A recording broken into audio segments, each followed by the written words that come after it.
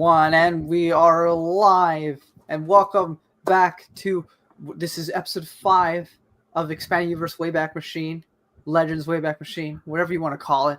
Today we have the granddaddy, the great grandpappy of the Expanding Universe, with Splinter the Mind's Eye, which, if you don't know, the lore, the extravagant history, which is that, you know, a lot of movies back then that were sci-fi when this came out weren't like the greatest selling stuff out there. So in case episode 4 totally bombed, George Lucas wanted some sort of sequel. And so we have Splinter the Mind's Eye. But, you know, episode 4 was fantastic. Everybody loved it. So we got Empire Strikes Back and then Return of the Jedi. So this was kind of just a novel that was made, never got adapted into a live action medium. But that is what we're discussing today. Yeah. So also, Andrew Helm says evening all. Evening for him, at least. Good evening to you, Andrew. One thought I had while I was reading this book, just my first thought was, I went into this reread. I read it the first time a long time ago, but my reread, so I was like, is this a good sequel to A New Hope? And I don't think it is as a sequel to A New Hope. We've got the exclusion of so many characters, and it feels very self-contained. It feels very small as a story. I really like the story, I will say that, but as a sequel, I don't think it works very well. I think Empire works way better, but I think this still fits well as kind of an interlude story between New Hope and Empire. I do think it's a cool story, but maybe not best as a sequel to A New Hope. Yeah, I agree with that.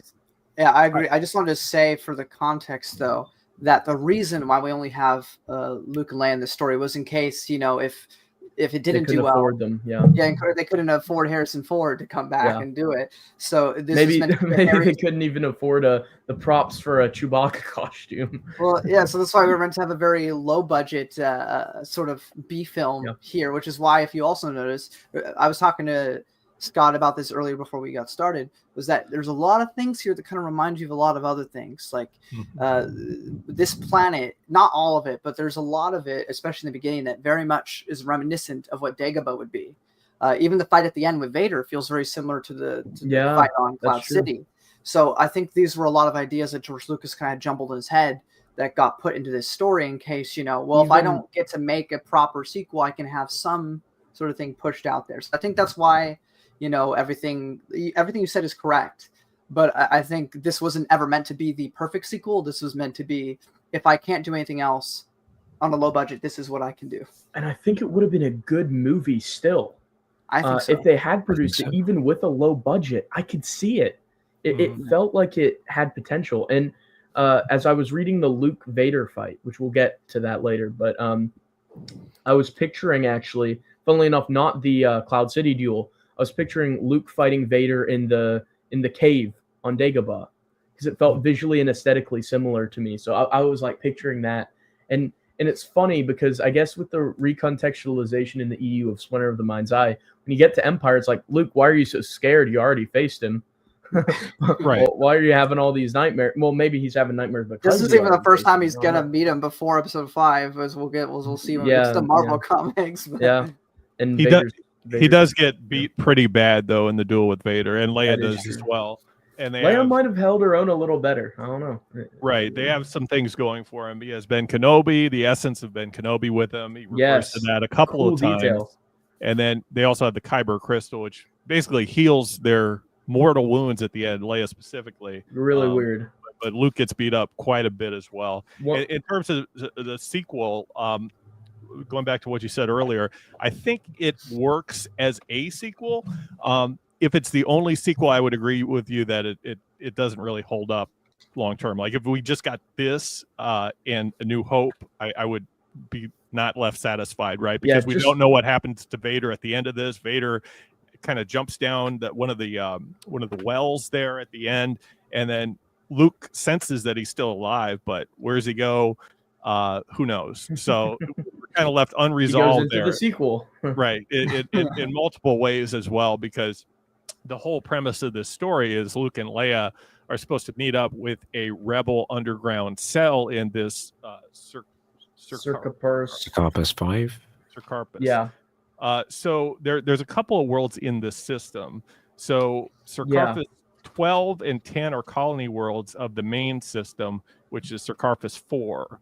And then I think it mentions at a certain point in the book, like later on, this isn't in the intro, but the Sarcarpus 14 is the place with the Rebel underground. So the Rebel cell actually has set up their own planet. I don't know if it's a moon or a planet or whatever, but it's interesting how they sort of like create a wider galaxy. Like each planet in this system has their own story behind it. And we also have the planet that this book takes place on, Sarcarpus 5, which is also known as Mimban, occurs not just in this book, but also other places in the expanded universe as well later on. Clone Wars, and I think there's one other story it mentions it as well. Dark Times. It might Maybe be, Dark Times, that sounds right. I noted that, it's super cool to have numbered planets introduced early on in the EU. Like we had it with like Yavin 4 in the movie, but I just think it's cool that they went to the trouble of like, I always thought numbered planets are kind of cool. Like the system's got a name and they're all numbered. And the fact that they gave a little bit of backstory so that you feel like each planet has their own thing going on is pretty neat as well. Yeah. I remember specifically, I know this is WayBack Machine and the Black Fleet crisis didn't happen yet, but I always got we're in 1978. I always got a kick out of the Uvatha planets, like the Cornut cluster. It's like Dornick 881, or they have like these crazy like numbered planets. It was just it was so funny how they created that. The second thing that I wrote down is yet another planet crash land. Can Luke fly a starship? Was this, like if I'm Leia, I'm wondering if he can fly. I would assume her Y-wing was shoddily repaired after the Battle of Yavin, because they're in a hurry. They're trying to get all this machinery. That's true. I think there's only one Y-wing that survives the battle, the Death Star battle. So I don't know if she's flying that one or they got resupplied after the Battle of Yavin. They somehow got some more fighters.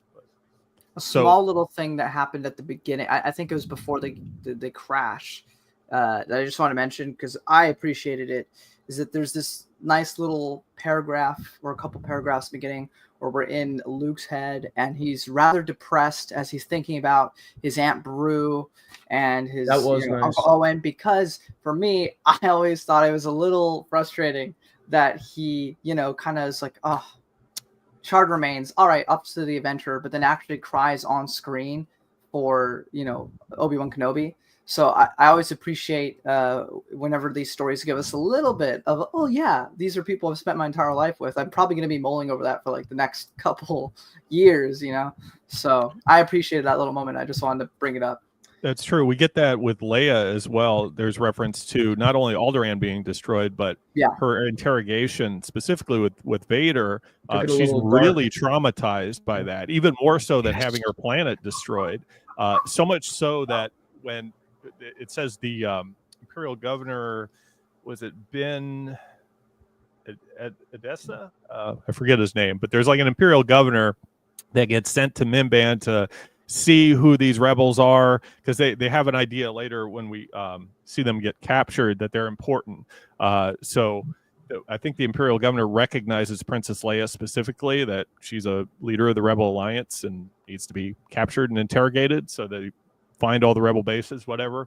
But when they say the governor is actually going to the planet to interrogate her, Leia faints just in reference to her recollection of being tortured on the Death Star by Vader. Like she can't go through that again. So that really traumatized her, really messed her up. Yes. And Andrew Helm, yes, it was, but one of the engines was failing before they even got near the planet, right? Yeah, so Leia's Y-wing has some sort of mechanical trouble. So that's what it is. They start out, they're supposed to meet the Rebel underground cell. So the meeting is actually on Sarcarpus 4, but as they're getting there on their approach, they realize they can't get all the way there. And Leia can't get there. She needs to land. and they think that there's some sort of repair facility or some sort of docking facility on Mimbance or Karpus 5. Well, Luke's not too sure of that because I guess the readings on their fighters can't pick up the detail necessary to be sure of that. So they have like an argument of whether they should land or try to keep going, but Leia just needs to land. And then we see there's this atmospheric storm that causes the fighters to crash. Luke crashes his X-Wing, so we're 2 on the count of Luke crashing. Okay. First on the Keeper's World, and now here. So this is the second instance. Yeah. And then Leia's Can Y-Wing. He even fly? No. Right. He falls with style.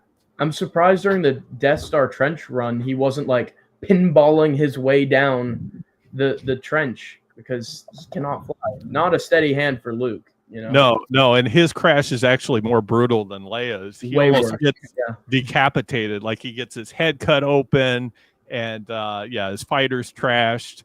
So they crash in different places. They have a reading or a homing beacon on what they think is a repair facility. Actually, it turns out to be an Imperial mining operation, but they crash in different places on the planet. The terrain is very swampy, very similar to Dagobah in a lot of cases. And they're just like trudging through this bog swamp place for days and days, like on rations. And it's pretty brutal. I had in my notes, Leia and Luke on alien planet in jungle, get stuck in bog, reminds me of Princess Bride. As I was reading it, I was thinking about in The Princess Bride when the protagonists are out there in the jungle walking around and there's rats of unusual sizes and bogs. And I felt like that's what it was, but for Luke and Leia, as they're just like trekking through that area. It just felt like a similar vibe to me. When Luke finally gets to Leia's Y-Wing, so basically Luke and R2 are in the X-Wing, Leia and 3PO are in the Y-Wing. But when Luke finally finds Leia, she's like huddled, trying to keep away from like the wildlife or whatever, and she has her blaster out. She almost shoots Luke. Almost shoots him. Yeah. She shoots Luke. Luckily, she missed, and Luke's like, "Hey, it's me. Don't shoot." So actually, the weirdest thing that came to my mind, and it's like kind of complete. It's not unrelated, but when that scene happened, it like wired something in my brain because I grew up playing Halo. And there's a particular level of Halo where it goes from an action game to an action horror game as you get introduced to this alien threat called the Flood. But there's this, you're going through this swampy land, much like this, and you've been finding these aliens for like half the game, except that you start finding a bunch of dead bodies of these aliens. And you're like, who's killed them before me? Why are all these people dead? And then you finally find a soldier who's sitting up against the wall, and he's muttering these crazy things. And the closer you get to him, he'll start shooting at you, because he's like, I don't want to be taken. Just kill me. I don't want to become one of them or whatever. So when Leia went to go shoot him in that scene, it just instantly reminded me of that moment. She's like nervous, shaking. She's like head pinned down to try to protect herself. Yeah, that's a pretty visceral moment and sequence there. I think that what Splinter of the Mind's Eye does pretty well is make the atmosphere that it constructs, and it in 2 separate levels. So it makes the galaxy feel much larger. Like Scott was saying, all these planets have different backstories. It just immediately expanded the universe, right? But then Alan Dean Foster writes this planet really well. This planet feels very alive, very vibrant, and it feels like the reason it went from like this story and then it kind of derails into the planet, it feels just perfect for like the low budget movie that it could have been. Is what it kind of feels like by just pinning them down into a planet, a singular atmosphere for what will be basically the majority of the novel. It just feels like that was intentional, and I really like the environment, alien environment, crash land. It's fun. It's good. And it's a simple enough plot that even though this was written in the 1970s, it still holds up to the expanded universe of today. Like you could still fit this book in, and there's not too much of a continuity issue. It is a very similar plot, though. Luke and Leia do make contact with a lot of rebel bases. So yeah, they do. And also, this is very similar because chronologically, just weeks prior, they would have crashed onto the Keeper's World, another jungle planet with wildlife trying to kill them. Just them two and the droids, right? I think the droids were with them then. And this book specifically, this gets derailed to the point where they never actually meet up with the rebels. Leia's really pissed off that her fighter crashed, and she's really worried that she's going to be late for the meeting. Like, that's her biggest fear: not getting eaten by the wildlife, not getting stuck in quicksand, none of that, not starving to death because they're only like surviving on rations. Like, that's her biggest fear is not getting the rebel cell supplied or joined formally as part of the Rebel Alliance. I actually kind of love that though, because she's such a selfless character that kind of feeds into that. Like, she's very more concerned independent about character. everyone else. There might also possibly be an element of worrying about this is easier than having to worry about that. Yeah, that's true. Yeah, she's really willing and able to risk her life, and we'll see that later on as the Imperials find her when Vader shows up on the planet. Luke or Leia says something to Luke that's pretty crazy, but I won't spoil that just yet. Okay. Another thing with this here is the dialogue. The dialogue for Luke and Leia felt like I was hearing Luke and Leia. The dialogue for 3PO felt like I was hearing 3PO. For original characters, I found it a bit clunky. I don't know if that's because they were original characters, so I have no frame of mind for what they would sound like, how they would be. I can see that. Some of the dialogue feels a little bit product of its time for me, specifically with characters such as Hala later on. I found that dialogue was a little cheesy, a little clunky, a little bit hard for me to hear them interacting with these film characters, which usually isn't a problem with the EU for me. But some of the dialogue for some of the other characters, not all of them, took me out of it just a little bit. Yeah, but the movie characters were written really well, I felt. Yeah, it's definitely clear this is a backwater planet, and everybody living there kind of lives a simple life. That they either work in this mine, they don't talk real sophisticated. No. So it's a lot of think of like the real world. They're so far removed from like New York City or any like major metropolitan area. They're so far away from Coruscant that they have even is Coruscant. Right. They have no recollection. And even though Leia tries to disguise herself, like they steal some clothes, and Luke messes up Leia's hair in the buns that she normally wears. They try to make her, because I guess Princess Leia would be recognized by most of the people. They try to make her look as close to someone that works in the mine as possible. So basically, Luke has to make her as ugly as he can. Yeah. To make her fit in. Which I don't know why he took out the buns then. No, I'm just kidding. Well, I think he was just being a little too handsy with Leia. There's some moments. That was a very strangely intimate scene. Right. Where he's like, what possesses Luke to put his hands in her hair? Like, that you've known each other for how long, and he's just like pulling apart the buns in your. I don't know. That was weird for me. I would have preferred this scene had he simply asked her to, undo it. Do it herself. Yeah, because I get the whole buns thing is like, what backwater person is making it look that pretty? I get it. That makes sense. But why'd you have to do it yourself? Totally. Why'd you have to, or even it makes sense for disguising themselves. Totally. Yeah. Or like just ask for it. The comic doesn't show her changing her hair. I reread the comic as well, and it doesn't show her with her hair down. She has her buns the entire comic, which is kind of weird. That's a bonus detail you have to read the novel for. But right from the start, like when Luke reaches Leia's Y-wing, there's a steamy moment where they're trying to get supplies from the Y-wing for their trek to what they think is like a repair facility or a city, so they can make contact with somebody. They're like pressed up against each other, and Luke like feels her body heat, and he gets like pretty Sweet wild. Home Alabama. Yeah. One thing the story did really well was it kind of had a frontier feeling to it, like an adventurous Indiana Jones type of vibe in the jungle, exploring, surviving, all of that. Mm-hmm. One thing that I also noted is the utilization of the lightsaber for non-fighting purposes. Rather burglary purposes, I think, as Luke says himself. Cut open, get to the gear. I thought that was kind of cool. Yeah, he can adjust the saber length, so he made it smaller so that he can just like cut through the door or cut through the window, whatever he does. So that was pretty cool. How did he do that? Is there like a dial on it? There must be. So. I think must be. When I had toy ones back in the day, I remember there being like a little dial. Yeah. He also recharges the lightsaber later on with a blaster pack.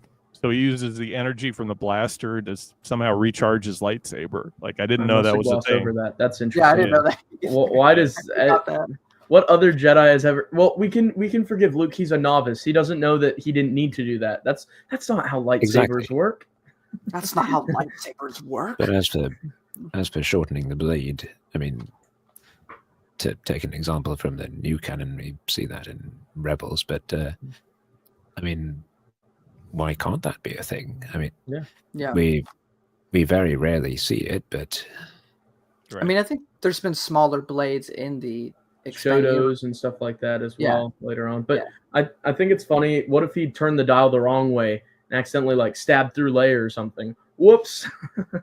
Sorry about that. We'll get some back oil on that real quick. We'll go find the crystal, the plot MacGuffin, and heal ourselves now. Yeah. Right. It is a MacGuffin for sure. So Luke and Leia basically bicker and make fun of each other. Leia's pretty brutal with her remarks to Luke. Almost sibling-like, ironically. They're pretty savage. Or haters to lovers. Right. No, there's some tension going on. I'm not sure if it's obviously they don't know their brother and sister, but there's definitely quite a dynamic between the two. So they trek their way basically through the swamp to the repair facility. They camp out. They eat like food cube ration bars. That sounds so good, delicious. Sounds really disgusting. They're like sponge material and they're blue and orange. It was crazy. Super cool though how we're getting all of this described to us. Yeah, like I could totally see like if they hadn't done Empire as a big budget sequel, like just have Carrie Fisher and Mark Hamill like sitting in a jungle landscape set like with some blue and yellow like styrofoam things, pretending to pop them in their mouths and act like they're disgusting. Or actually, you got at my church, kind of cheap. We got those little plastic like little cups that have the little grape juice, and you get a little wafer thing. Just dye that blue, and go. So you can make it work. Wafers in for sure. Yeah, absolutely. They don't taste like anything anyway. They taste like air. So. But there's definitely a strong chemistry that the characters have. No, I'm not saying romantic chemistry, but there's a banter that is pretty well written. And I can see that the actors could have been able to play off that pretty well. I remember this book as really being a drag to get through. And on my reread, I was pleasantly surprised that I was wrong. At least up until chapter 7. 7, 8, and 9 are really bad. It gets slow for me at a specific point. Mm-hmm. Yeah.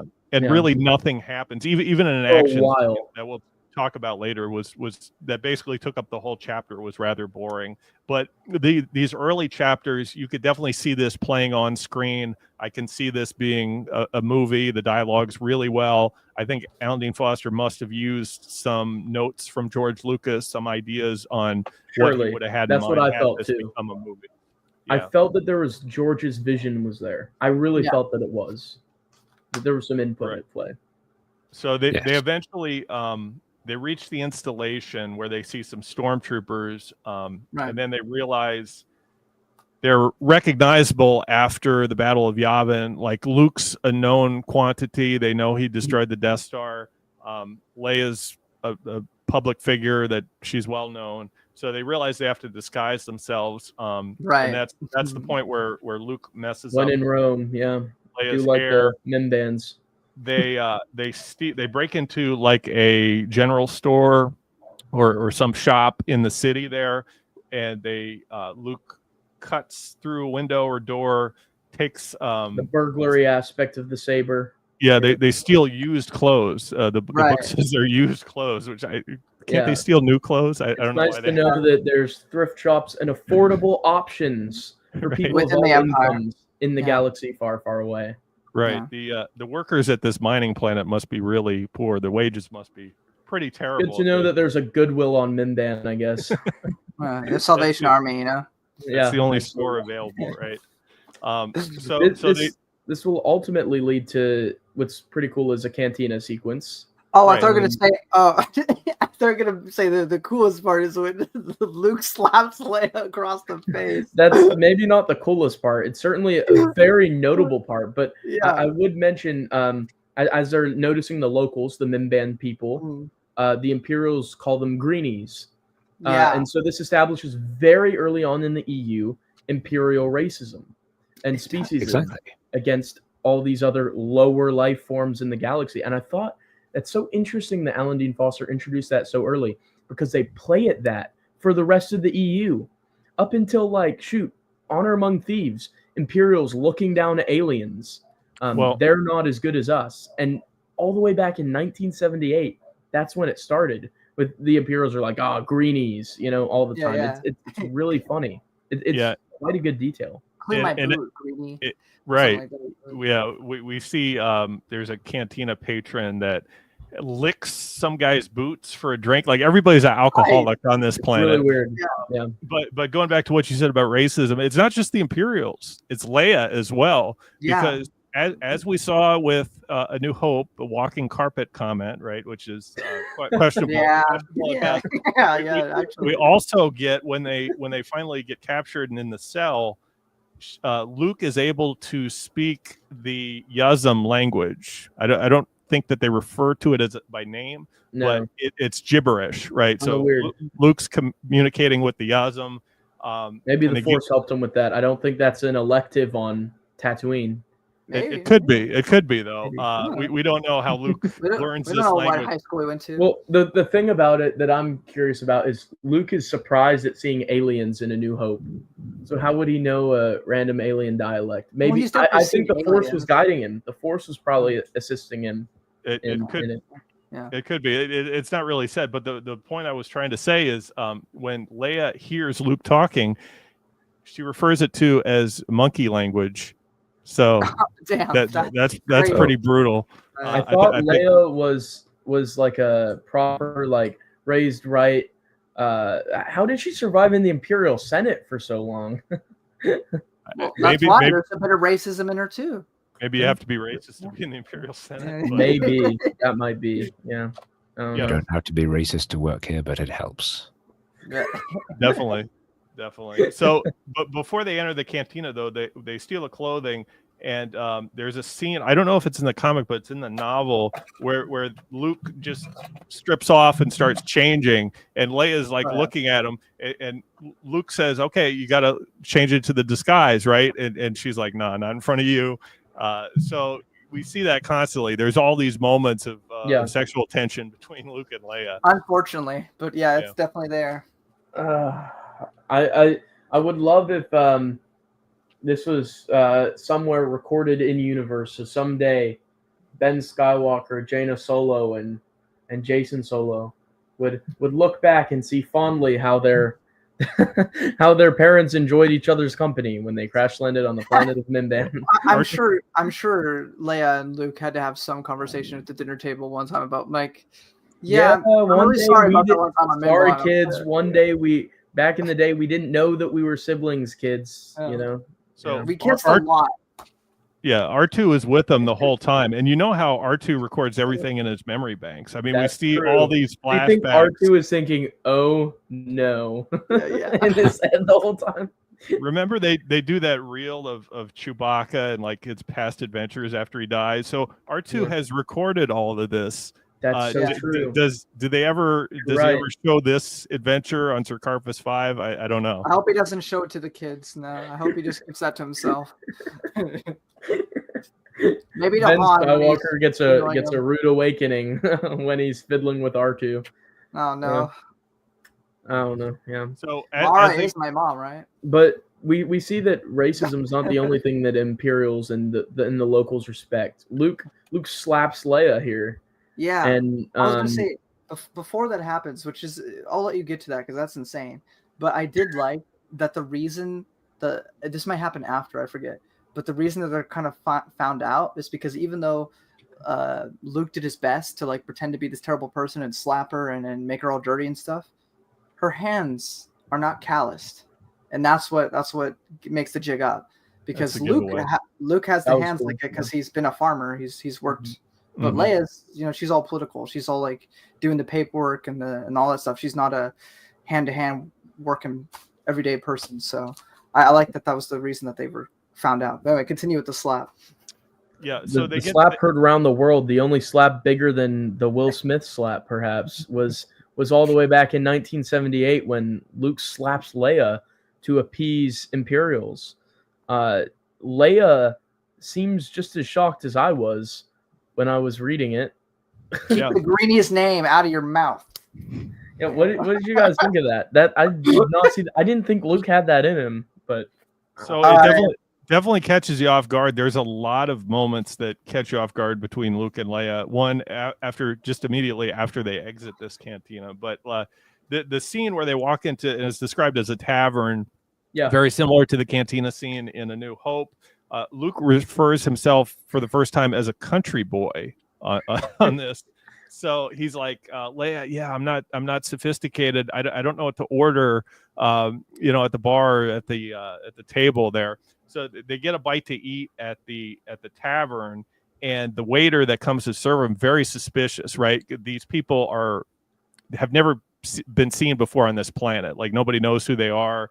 And this is a planet that's small enough that you tend to notice everybody that comes through there. Mm-hmm. So they're very suspicious. And Leia, like Alex said, her hands are not calloused, and that's what sort of gives them away. And Luke has to create this story on who Leia is. They take Luke's story at face value that he's a minor, but who is Leia? So he comes up with this story that he purchased her as his servant girl. He bought her. Yeah. So I was like, what's he spent all of his credits on it. His last dime on Leia. Yeah. Wait a minute. You couldn't afford new clothes, but you could afford a servant girl? No, his priorities were just in a different spot, you see. Yeah, I guess so. And somebody comes up to Luke and he's like, I like your taste in women, or something. Like, he's kind of jealous. Yeah. Like, he kind of wants to buy Leia off him there. But it comes up that Leia's kind of snappy with him. So Luke, in keeping in character, he just smacks her across the face, tells her to shut up. And that seems to sell the whole ruse, the whole story that he told the people at the bar there. This is where we were introduced to, like, who becomes the third main character of the story, right? This is when Hala comes up to them. Yeah. Here in the tavern. Who's force sensitive, an old human female. Yeah. And she's like, the Force is with you. Did she say both? Did she say the Force is with you both? No, just Luke. Just Luke. Okay. Yeah. Because I was gonna say I couldn't quite recall that detail. But she just invites herself over the table, sits down with them. She literally comes out of nowhere. That's what I had in my notes. Hala just comes out of nowhere. Yeah. Luke's very suspicious of her at first, but she says, I know who you are. I know you guys are off-world. So she wasn't buying the Luke and Leia, story that Leia was purchased or whatever. The clever story Luke had crafted. Yeah.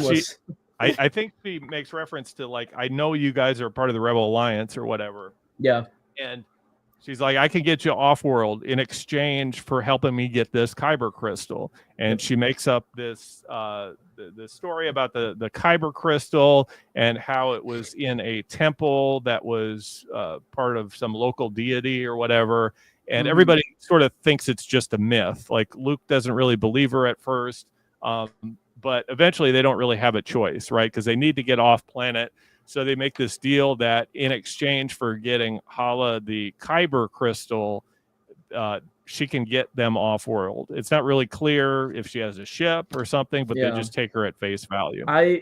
So I was of two minds about this plot development. I feel like up to now, good story so far. This is where the plot kind of shifts, right? There's a second big shift, I'd say, later on, like Imperial detention. But this shift here starts to refocus the story in the narrative. And I feel like if I'm Luke and Leia, there's maybe better ways to get off world than to just go on a quest for a random old kook and trust her. I feel like there's better methods that they could have had. But I mean, I'm fine with it. It's a good story, what's to follow, so I understand why it happens. But it kind of just flips everything and diverts the direction of the story with her just kind of spawning in, as people would say for video game terminology. She just comes out of nowhere. Just like you said, invites herself over to the table, plops herself right down, and is like, have you ever heard the tragedy of the Kyber crystal? And then, yeah, the rest is history, I guess. Like, she could be a dark side force witch or something. Like, we don't know her backstory. She could be another Kreia, for all we know. Yeah, she could. She seems very. Kreia vibes. I did get Kreia vibes from her, funnily enough. This old lady, mysterious background, comes out of nowhere to the protagonists. Brown robes. Oh, I was going to say, who would you cast as Hala if you had to Arthur. choose? Yes, that's who I was thinking precisely. Yeah, that's who I was thinking the whole book.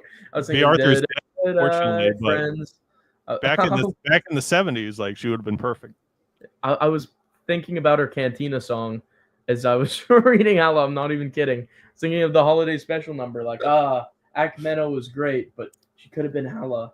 Mm-hmm, absolutely. And she does tell them, or she proves to them, Luke and Leia, that she is force sensitive as well. Yeah. So she senses the force in Luke, so she knows he's force sensitive, but she also, like, moves some, like, salt and pepper shakers or something at the table. I'm a master of the force. Right. So we see, is that telekinesis? Is that what that is? That's Yeah. It's funny how they're talking hushed tones about it, like, you're a force sensitive, I'm a force. It's a cool idea that, like, you'd be able to pick out other force sensitives in the galaxy, and that there's few of them. There's not many force sensitives, of course. Like, I mean, there's sometimes like hundreds of thousands of Jedi or Sith at a time, but still, they're a minority in the galaxy of people who are force sensitive, attuned to the force. So I like the idea that force sensitives are kind of covert, and that they're able to pick each other out throughout the galaxy. Like, it just opens my mind to how many stories are there of force sensitives meeting up and recognizing each other. How many times has Hala come across other force sensitives? You know, Al says he thought of her as a grown-up scout when he read the comic. That's interesting. Yeah. Tally's Bethan Wandung Esterhazy. Does any of that sound like Hala? I don't know. I don't know. Hala's kind of grouchy. She's kind of not stuffy. Yeah, it doesn't really match the personality. I know it's a much older woman at this point, but I don't know. Maybe if she's been cooped up on this mining planet for so many years, maybe that would make somebody cranky like that. If Vitor Anna in The Last of the Jedi hadn't been, shall we just say, like, dematerialized when an asteroid blew up with her on it, I think their personalities were quite similar for Vitor Anna and Hala, which is a surviving Jedi. And that age would about match up too, I think. But yeah, there you go. Brennan's got a story right there. Well, Vitor Anna died, so I mean. Oh, never mind. We didn't see a body.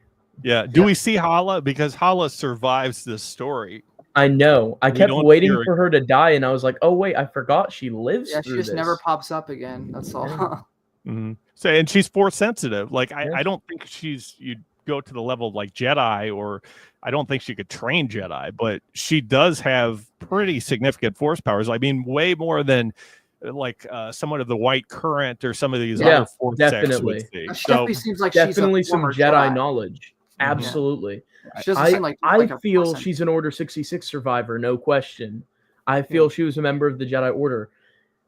Would she have lived long enough to join Luke's new Jedi Order one day? Did she in fact rejoin Luke later on and fall to a Vong? That's what I'd probably go I think so. I kill up everyone with the Vong, though. I would see it would be an important role in Luke's Academy as far as identifying people who have force potential, because at the tavern she can recognize Luke's force potential immediately. So from like a mile away. If nothing else, because Luke goes through all this trouble trying to see if the candidates that he has leads on are actually force sensitive. We know about that guy in the Umgulian blob race or whatever that turns out to be phony or whatever. So having her look into some of these people would make sense. Like, if she's available. Absolutely. Totally. Yeah. She's a recruiter. I just got an idea in my head. Hala's somewhere with Luke's new Jedi Order, falls to a Vong, and she's like bleeding out from an amphistaff room. And she's like, "Where is that crystal when I need it?" I think if anything, if Hala did survive to that point, which I don't even know if she would have, because she seemed pretty old by that point. Probably 60s was the vibe I was getting. Yeah, and how old is Stream, which is like what? He's pretty old. Stream's really old. I think Stream's older. Yeah. So I think at most Hala, if she is still alive by then, Screen would and be, Hala fan fiction coming when. Oh my god. Yeah, you know what? Maybe, but maybe she's just training kids at the academy. That's what I'd see her doing. I don't think she'd be With fighting Ykrit? anyone. Yeah. Or the Jedi librarian. So we have Tion, but we also have Hala. Hala's the night librarian when Tion takes off. Yeah, I mean, look, Tion can't be at the library every second of every day. So. Yeah. So if a record isn't in the archive, it doesn't exist. So. They encounter a character with claws eventually. The comic depiction is very funny. I wrote down Sonny is Wolverine, LOL, because as they show it in the comics, he just got Wolverine claws. This boy who will attack Luke. Right, here. He's like attached to things. It's like Deadpool, the new movie. Yep, he's got these gauntlets and 2 silver spikes. What did you guys think of that? I thought it was pretty neat to see a different weapon. I kind of go ahead. Sorry. There's a DC character called Bronze Tiger, and he has claws that he straps onto his hands. And yeah, pretty similarly then to this guy here. Isn't Wolverine's daughter or Weapon X? Isn't she also like a 2-clawed person? X-23, yes. X-23, yeah. Yeah, she has 2 on each. Well, yeah, so actually 5 technically because she's also got some on her foot. Oh, right. This dude looks like Luke Cage, but if Luke Cage had 2 claws in his gauntlets, that's how he's depicted in the comic book. But what did you guys think of this development that they're trying to fight Luke, and Luke gets himself in a little scuffle here, and Ben Kenobi's nowhere to slice off arms. Yeah, I never read the comic, so I don't know how he's depicted in the comic. But in the novel, I always pictured these guys as humans. So he comes out with knives, right? He has like 2 bladed knives. He has 2 in his feet and then 2 in each arm. So he's like kind of like General Grievous, trying to fight Luke. So Luke and Leia actually walk out of the cantina and they start mud wrestling for some reason. So Leia kicks Luke in the shin, I think. To get back at him for the slap. That's how I interpreted it. To get back at her at the slap. That's it. And then Luke falls over into the mud, and then Leia's like, "Oh, I'm sorry." And she reaches out to pick him up, and then Luke just drags her into the mud with her. I could totally see that as being a perfect film scene. Right. For the laughs, for amusement for the audience. It's a nice sequence. I like it. Do you think this was sort of the prototype for Han and Leia in Empire Strikes Back? Could be. A little bit of that. You can totally see Harrison Ford as being the guy who like pulls a girl down onto the mud after he gets knocked over. That just feels like an Indiana Jones scene or a Han Solo scene. Oh yeah, here's the. Go to all pages. This is the dude. I like his bandana too. Nice fashion statement. There is one thing I'd like to briefly touch on. Earlier, there's a moment where Hala brings out this little shard of the Kyber crystal, and that's right. And she hands it to Luke, and Luke touches it, and they're both able to perceive this thing in the Force, and Hala goes, and I'm paraphrasing obviously, but well, any Force sensitives that the Empire has, they likely will have also felt that. So we need to get a move on here. Yeah, and Hala actually gives the splinter, as it's called, a splinter. That's where the title comes from. Of the Kyber crystal to Luke. So it's in Luke's possession when they exit the cantina. And it basically, I took it as being so that Luke can confirm her story, that there is something to search for. Otherwise, he might think she's crazy. Yeah. That basically, since he does realize that there is a connection to the Force when he touches the crystal, it makes sense and kind of corroborates Hala's story that the Kyber crystal isn't a myth. It's actually a real thing. So yeah. This is the splinter of the mind's eye. Mm-hmm. Yes, absolutely.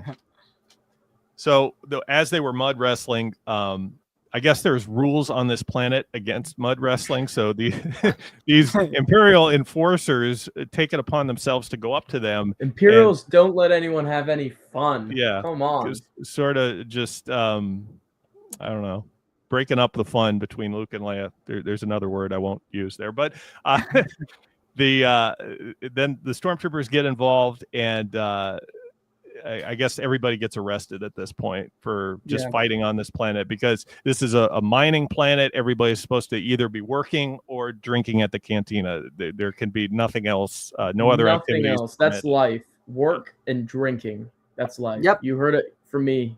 9 to 5, come home, pop up on a cold one, go to bed. Yeah. 9 to 5 and then happy hour. Yeah. Right. Yeah. Not counting Alderaan, I think Mimban may be the first example we get of Legends the literature Empire. says no incestual flirting allowed on Mimban. Or mud wrestling. That's a fact. Sorry, So I didn't Robert. interrupt you, Robert. Yeah. The first example we get of the Empire taking over a planet and just completely ruining it. I mean, the upper atmosphere is all messed up because of the mining that they're doing, and right, and that's what causes them to crash initially. Is the mining facility lets out these fumes or something, messes up the atmosphere. It's kind of like Fern Gully situation or Avatar or something, where the Imperials just use the resources of this planet, and they don't really care about the consequences. Yeah, and that's what this does so well. I wrote down the Mimban planet, society, and culture, and how they interact with the Imperials is perhaps what I found the most interesting about this story as being an early EU story, because West End Games will do this so many more times. So many other EU stories will play off of this in the future. But the way that the Imperials interact with the locals of the planet is just so interesting, because I think that A New Hope, Empire, even Return of the Jedi, they tell us that the Imperials are bad and that they have a hold on the entire galaxy, that the rebels need to fight back. But we never are shown like the specific planets that are being oppressed other than the EU, where the Imperials have come in here and just taken over, and they are the dictatorship that is in control. The Galactic Empire is in control of the planet and oppressing the natives. And I find it interesting that we actually get to see that here. And it's very fascinating, especially for an early EU story. And it's a concept that's repeated many more times throughout the EU. And I just think it's really cool to see that here, and would have been cool to see as a film. It really would have. Yeah, I like the small planet atmosphere that they have going on here, because this is a secret planet after all. Like, the people that work here, I don't think were native to the planet, because we learn a little bit about the species that lived here actually had to go underground after the Imperials took over and built this mining facility. So I have a feeling everybody here, all the humans at least that work in the mining facility, were sort of brought in as labor, sort of like the independent contractors that built the Death Star, right? Yeah, I find it funny that, like, picture your life here. Just like go to work, stormtroopers watch you, then they tell you to go home, and you drown your sorrows at the cantina, and then the stormtroopers tell you to go back to your quarters, and then you live it again the next day. Sounds so fun, doesn't it? Yeah. So after they get arrested, after they get arrested, the stormtroopers take them to Captain Supervisor Grammel. Right. I want to say real quick that I, on a reread, this is my third time now. Third time. Yeah. Oh wait. Yeah. I have to say, I think Grammel is an underrated villain. I agree. He's extremely, extremely competent for someone who's just like an average Joe. He even has higher ups that are above Vader or underneath Vader, but he meets Vader later. But there's people underneath Vader that he's like subservient to. But even still, like, I know that he's a lesser dude in the grand scheme, and yet, despite the fact that he's like an everyday guy, by and large, he's still like rather figures out like that Luke's lying and stuff, and he's just pretty put together. I was surprised. He does a good job. He is a good officer who believes in what he's doing. As I was reading it, I was like, this is the backbone of the Empire. This is how an empire operates, with lots of people in positions that are competent, like Grammel. And I thought that it would have been so easy to have just a dumb officer here with Grammel or something like that, or a bit corny. But Grammel, to me, was he had enough malice he was a tough cookie. He had grit, determination, ambition, perhaps. I thought his dialogue was really well written. I think Grammel's the best character introduced in this that's not a movie character. I agree. Also, I want to the guy in the eye. Yes, he has some cool moments. I want to bring up Legend Literature's comment about I really liked Grammel. He's super tough until he meets Vader and practically pisses himself. And I think that works wonders for the story because he's so competent and so actually like a good antagonist for the majority of the story that it actually enhances Vader's presence. The moment that it goes from competent, collected to pissing himself in terror. It just speaks to Vader's. Yeah. You know, that just speaks to the age-old quote from Phantom Menace. There's always a bigger fish. Yes, it's like poetry. It's all connected. It's like poetry. It rhymes. Yeah, and he has his own motivations. So he wants to get off planet. He doesn't really like being stuck on this. He doesn't want to be on the back world. Yeah, he's an imperial sort of bureaucrat. He does have a military garrison there that's protecting the mine, but he doesn't buy Luke's story, right? So he captures Luke and Leia. Luke and Leia don't have any ID. So Luke makes up the story that they're criminals from off-world, and he lost his ID, and Leia lost her ID in the scuffle in the fight outside when they were mud wrestling. He doesn't believe that. So he's trying to figure out who they are, right? What kind of value he can get out of these captives, really. If he can use them as basically a tool that he can use to a bargaining chip that he could probably get up the ranks depending on what he has here. Sure. And he thinks Luke is smart. Like, he's quick on his feet. He makes up these stories. And even though he's on to Luke lying to him, like, he realizes that it doesn't make him angry. He kind of says, well, Luke's smart. I want to really know who he is. So he spends the time talking to him. He issues sentences for public disturbances to all these people that were involved in the fight here. One guy doesn't like the fine he gets as punishment, and he tries to appeal it, and that pisses off the captain supervisor here, and he actually stabs the guy in the eye after he tries to appeal it. So, that was crazy. I didn't expect that. A little bit brutal. That's really the only cruelty we see out of him. Besides that, he seems kind of reasonable. Some guy you could talk some sense in. I wrote down that Grammel worked as a good villain. I think a competent villain makes me dislike them. And so I was able to root against actively Grammel because he was smart enough that I wanted to see him go down and be outwitted by Luke and Leia. I think he's a perfect foil, a perfect antagonist in the position that he's in for what's going to be the majority of the story. But I also wrote down detained by Imperials again. Right. For Rebels, Luke and Leia are constantly getting themselves in Imperial detainment, it seems like, in the early EU. Or constantly in jeopardy of that. I guess that makes sense as you're a rebel. But the Rebels are not very good at evading Imperial detention. Leia, all you had to do was not kick Luke in the shins, and you wouldn't be detained right now. It's kind of funny. Yep. Yeah. There you go. And one other thing I had written down is Leia is very snappy with Grammel. And we see this every time Leia is captured. She's very mouthy. You know, she'll mouth off to Vader in A New Hope. Lord Tyon, she's not really captured by him, but she's kind of snarky in dealing with these high-level Imperials, and here's no different. But Grammel doesn't really take offense to it. He kind of just lets it go.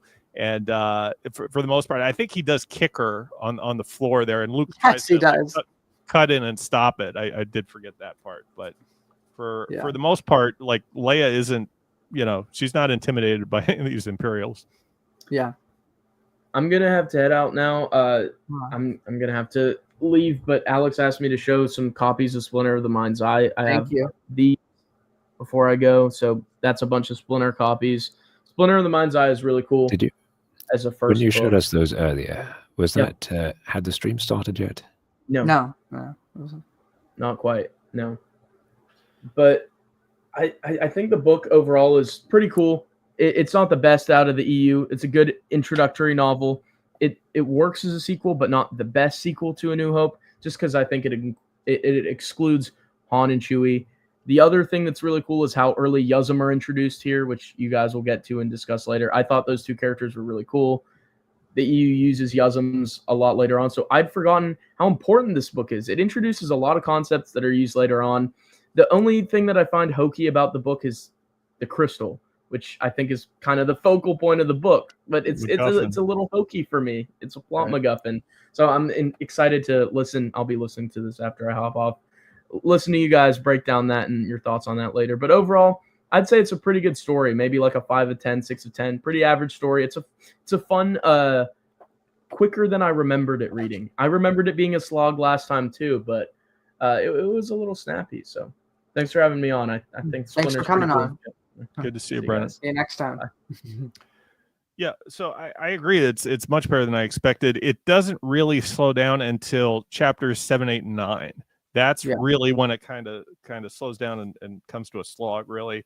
But after they're captured here, they get sent to a cell, and there's 2 Yuzum.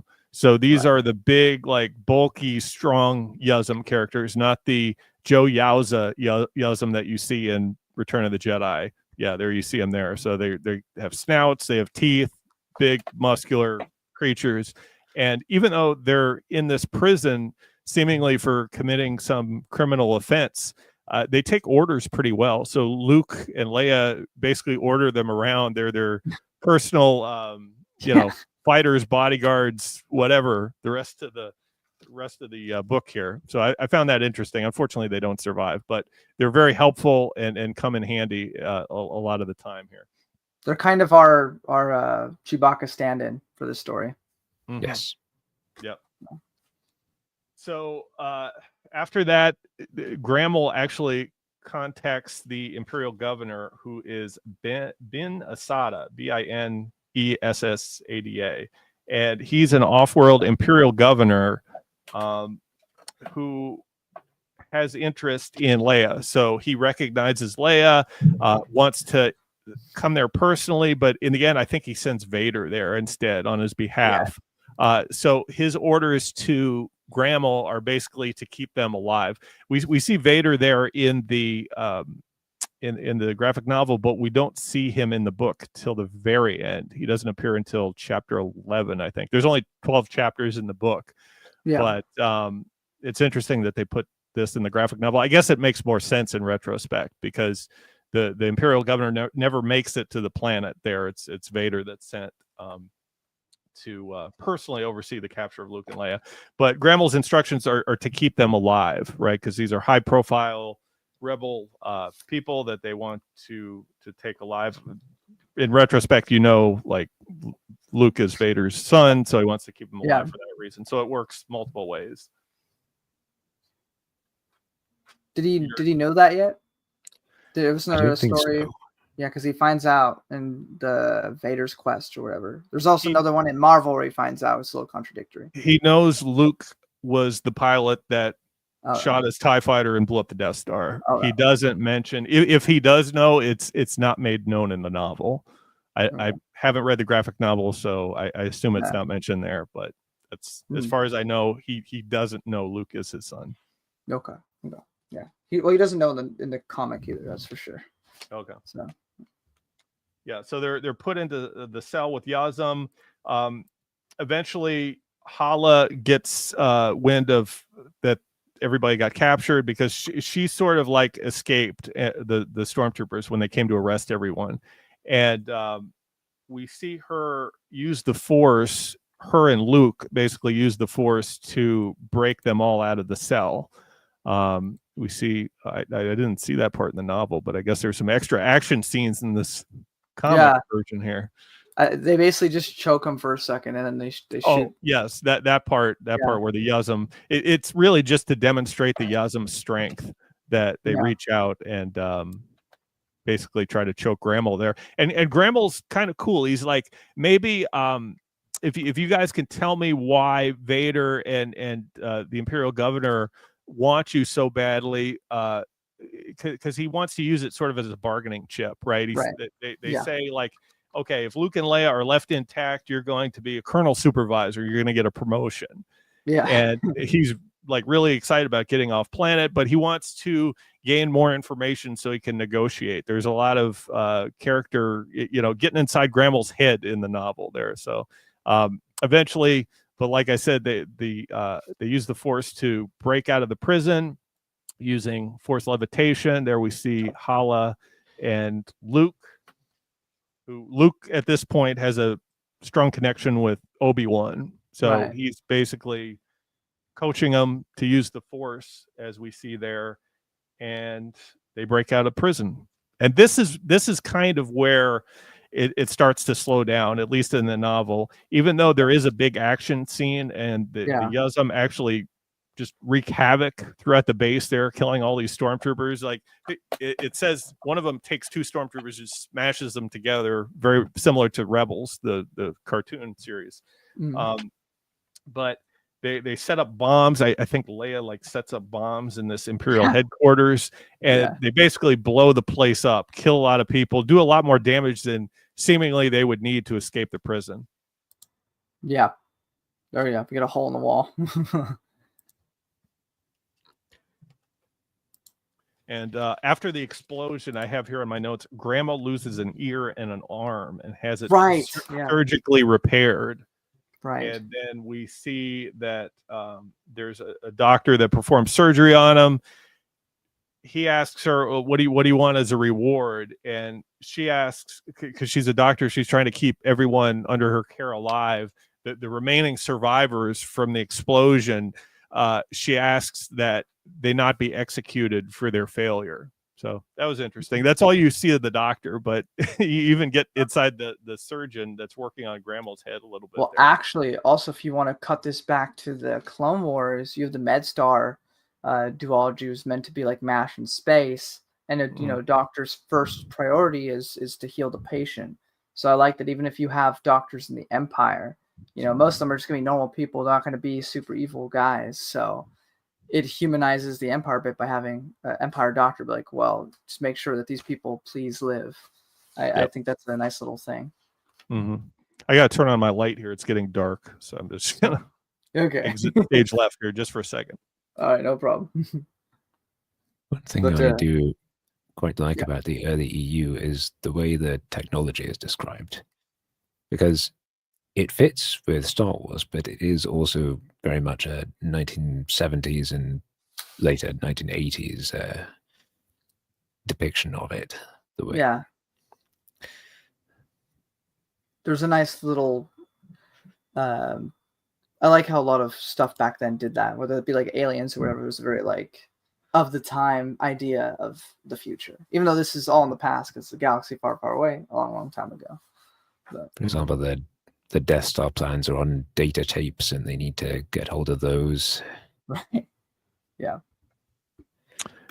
Yeah. So they escape the prison. There, Hala's waiting for him, and they have this sort of Jeep off-world or off-road vehicle there that they are going to go to the place with the Kyber crystal. So the Kyber crystal is in a temple to this deity, and in the novel there's the surgeon, I think.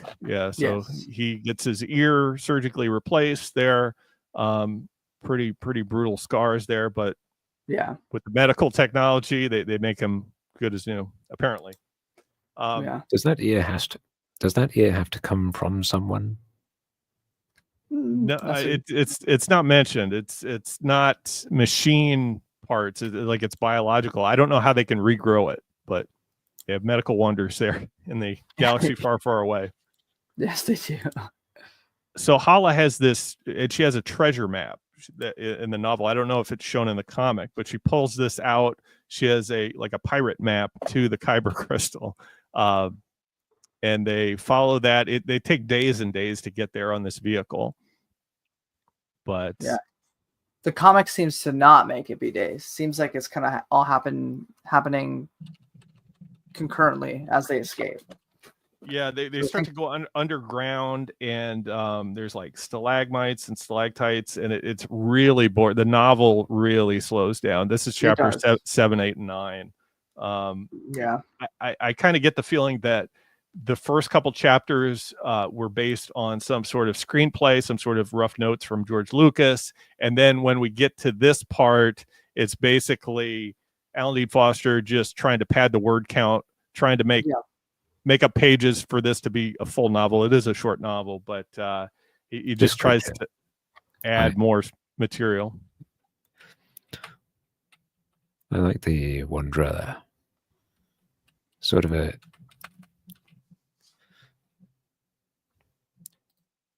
the comic, it's sort of a giant leech, basically. Mm-hmm. Right. Yeah. There's multiple times they're attacked by wildlife creatures. One's an amoeba, one's a giant worm. I think I have in my notes. This one is a Wandrella. So this basically destroys their off-road vehicle and leaves them stranded. We see in the novel, Luke and Leia are separated. They sort of like fall into this chasm. So they're basically underground. The Yazam and Hala and the droids are still up at the surface, and they can communicate, like they can yell at each other. But Luke and Leia have trouble getting out. So there's this underground lake that they have fall to down a Thrella well. That's what it's called, right? Oh, Thrella well. Yep, that may be. I don't have it in my notes here. But yeah. So we see them, and I got kind of vibes of Vision of the Future with Luke and Mara, except this is just Luke and Leia. But they kind of go through this cavernous, underground tunnel and eventually reach this lake. And it goes on way too long. Like the word count is really padded here. This is like the thing where I would never say to do this on a first read through, but if you know the plot, you've read the book, honestly, when you get to these sections, I say just switch over to the comic and then just go back the moment it stops being that slog, because it really just ruins the pacing of the whole book. If you just like read the comic version of those events and then cut back to the novel once it stops being those, I think you'll have a better time with it, But that's just my opinion. So we got some comments here. Yeah. Yes. Legends Literature says, is this the part where Luke, who grew up having never seen water, can swim and Leia can't? In the novel, yes. In the comic, they changed it slightly. And it's much shorter than you'd expect. It's like only a couple sentences. So one thing I missed, just a little backtrack a little bit. The Coway, there's this native species that I mentioned earlier that gets they used to be surface dwellers, but ever since the mine was established, they had to go underground. And Hala's like, yeah, I know who they are. They're not going to bother you. Don't worry about it. Luke and Leia are sort of attacked by other creatures, the Wandrella, and I think there's an amoeba monster or something when they're in the raft on the underground lake there. But there's this city, and the Coway, they're sort of these slender aliens, but they act a lot like the Ewoks in Return of the Jedi, and they fight the Imperials with very similar technology. They have spears. They don't have blasters. They like throw rocks at them. It's kind of same technology, very similar to Battle of Endor on the surface there. Yeah. So we see Luke and Leia trek through this. There's a couple sentences where it says Leia can't swim, but it's not really a lot. Like you could very easily miss it if you weren't paying attention. It's just the scene right before they get to the Coway village. Right. And the natives attack from their hiding places. They use rocks and nets. And they eventually they realize that the Yazam, Hala, and the droids were captured by the Coway. They have them tied up there. We see that in the comic. So Luke, in order to get him out, he has his lightsaber, but in order to negotiate their release, he fights the Coway champion, and that is this gladiator match between Luke and the strongest Coway. He doesn't have his lightsaber in the fight. They just fight, barefisted, and it's in the water. This is like a water fight in the novel. There we see it there.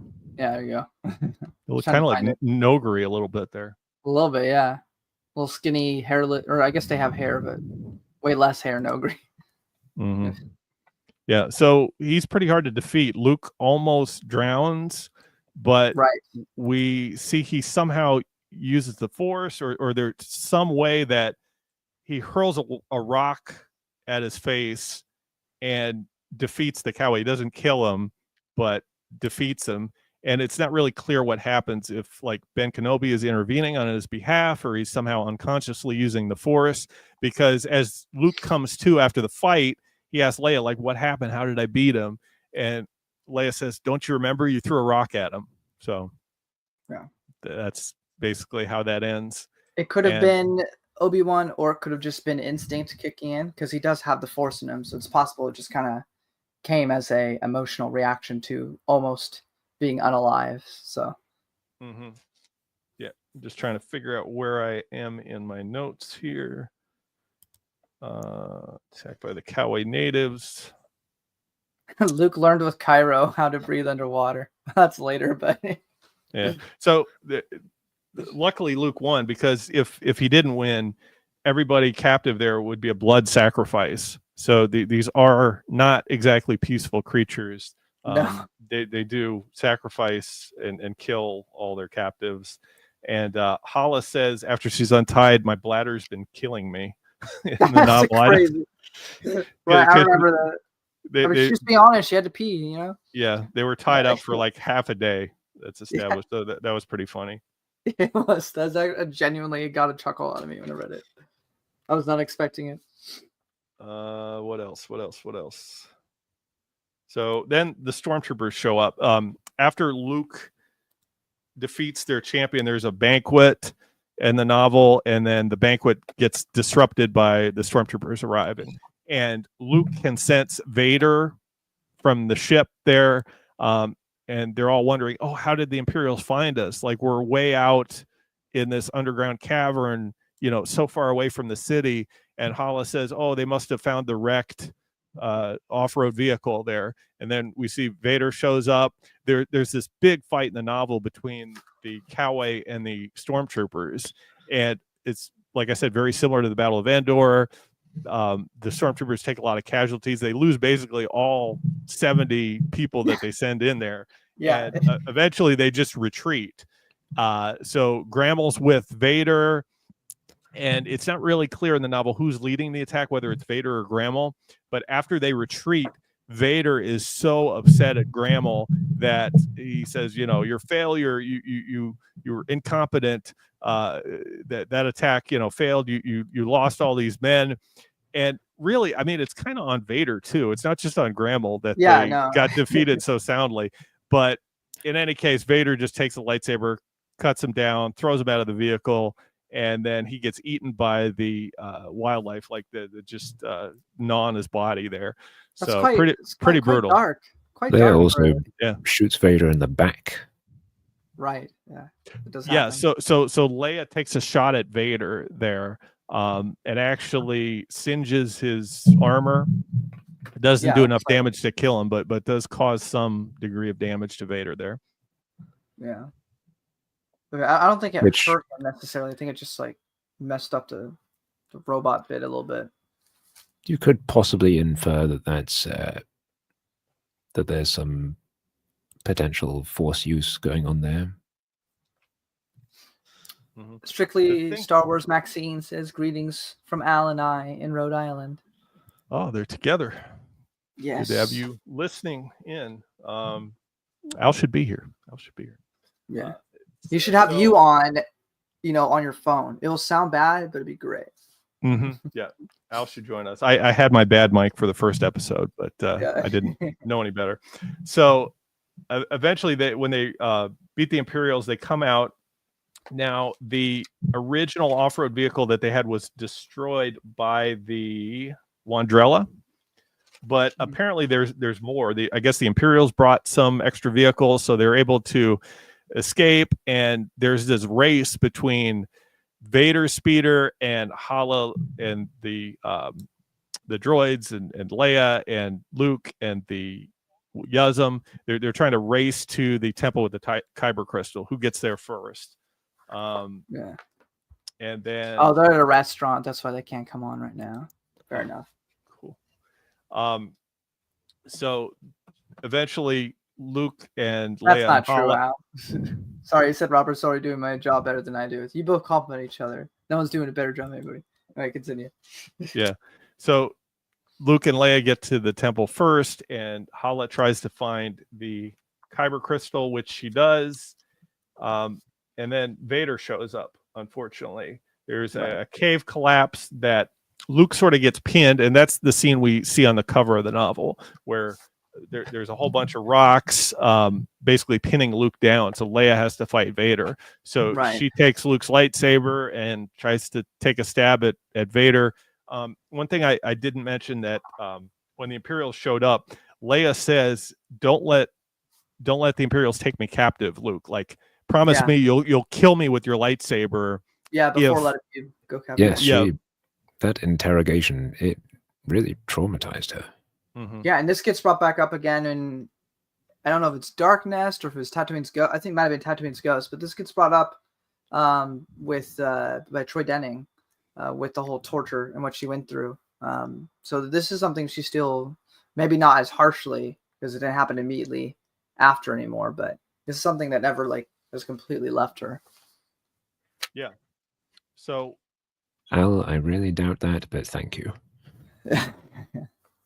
So Leia takes a stab at Vader. Vader basically toys with her. She's not really much of a threat, even though it's not clear if Leia has any force ability from the kyber crystal, or she's just doing her best hacking with a lightsaber. I mean, she has the force regardless, so I mean, that might have been helping her a little bit. Yeah, well, it's not clear if she realizes that, though. No, I don't think she realizes it. But I gotta believe it was probably helping her if she didn't die immediately to Vader. Mm-hmm. So I do want to put Lucas's Gerson's comic. He says Vader uses a force power very unique in this story. The kinetite. And yeah, I like to believe that it's some form of force lightning, like a ball lightning. This is also yes. I grew up playing the Force Unleashed. Love the Force Unleashed. If you remember, a lot of people like Matt Wilkins, I think, only played like the opening level with Darth Vader. But the opening level, you have that thing where he does like the huge ball thing and then pushes like the door open. So I don't know if it's meant to be the same thing, but it's a very cool thing because there is lightning sparks coming off of it. So it must be some form of force lightning that doesn't hurt him, because the force lightning has to come from your hands. But I guess if he makes like a ball that has lightning coming off of it, then it doesn't hurt his suit. So I guess that may be a way around it. He doesn't use it too often though. He also says first time Leia uses a lightsaber in the EU, and she fought very well. So. Mm-hmm. Yeah, Vader does mess her up pretty bad though. She gets cut up, very similar to how Padme gets her suit cut up in Geonosis. Like she gets slashed. It was like right back. down the middle. Yeah. Right. Yeah. And I don't know if that's depicted in the comic. It might be there. But I'll show. Do we skip over the temple, or is that still coming up? They're at the temple. Okay, I wanted to say before you continue on with your fight, because this was something that was a big thing for me, and I talked about this in a different chat.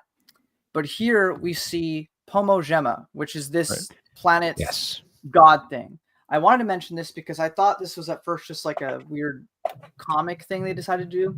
But when reading the novel, and I didn't realize you went past it, so it was okay. But in the novel, when I was reading it, it specifically talks about, this being human form, but with wings and, tentacles. And so Alan Dean Foster's early back as this time was at the very least putting something that was meant to be Star Wars equivalent of, but that was very much a Cthulhu reference. I don't know how you can't put it any other way than that was Cthulhu. Whether or not that was meant to be H.P. Lovecraft's Cthulhu or just an alien or being that was meant to encapsulate that sort of physique, make your arguments whatever you want, but something that is very clearly not Star Wars and is coming from a different thing and being put in Star Wars has started as early as the very first EU book. So I just want to mention that because, I don't want to get too much into supernatural encounters, but Typho Gem, Pomo Gemma, whatever you want to call it, he's got different names. It's this guy right here. And so, this isn't like a supernatural encounters like idea or anything. This is coming directly from the very first EU novel ever, is that a Cthulhu-like being exists in Star Wars. And I just wanted to mention that because it's interesting that because Alan Dean Foster could have made it anything. He decided to make it this Cthulhu-like being. So I just thought it was an interesting thing, and just also harkens back to, as I did a live stream a few months back with Arthur and Joe Bongiorno on the history of space opera, and I mean just the history of science fiction here with weird tales and everything, and having this in here again just goes back to how Star Wars itself was a love letter to space opera, and how EU writers love Star Wars. They love different parts of space opera fiction or science fiction, and put their inspirations into their own work, and now made it in some way, shape, or form a part of Star Wars.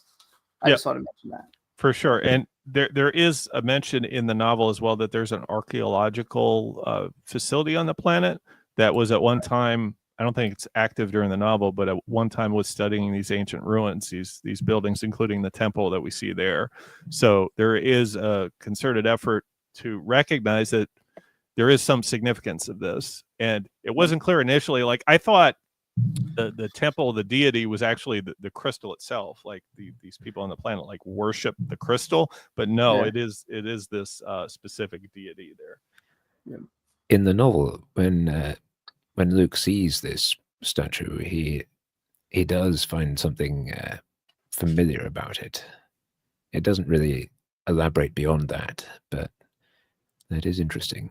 Mm-hmm. Yep. And Lucas Gerson, Lucas Gerson also says that Vader Kamehameha in the Force Unleashed prologue is a very sick move, but to me it looks more like some kind of force push or force burst / force destruction, like Satil Shawn and Jarek. All right, continue, Robert. My apologies. So it was later retconned that the kinetite power that we see in this story, that Vader is able to do that because he's close to the crystal, that he's tapping into that power. Mm-hmm. But there's a midriff cut. Yes, but I like the hints in this story that we get of something older on Mimban. There's the temple and the statue, the crystal, obviously, and the Thrella well. The Thrella are extinct by this point, but you can probably infer that they were probably worshippers of this being, this deity. Mm-hmm. Yeah, it just makes the universe, Brennan was talking about earlier with the, descriptions of the world, and we were getting all these little tidbits that makes the world feel so much bigger and everything. But then you also, you think you understand Star Wars. You think you got, the gist of it. You watch the movie, you understand how the Force works and all that. But then, you read this novel, which you could have read, if you became an avid fan after you saw that movie in theaters, and you somehow, without the internet, were able to make sure you were up to date on every single thing that popped out, and you were doing it like us and going through everything in publication order, you would have read this before episode 5 had come out. So it really makes the universe a bit more mysterious, because is this Pomo Gemma God?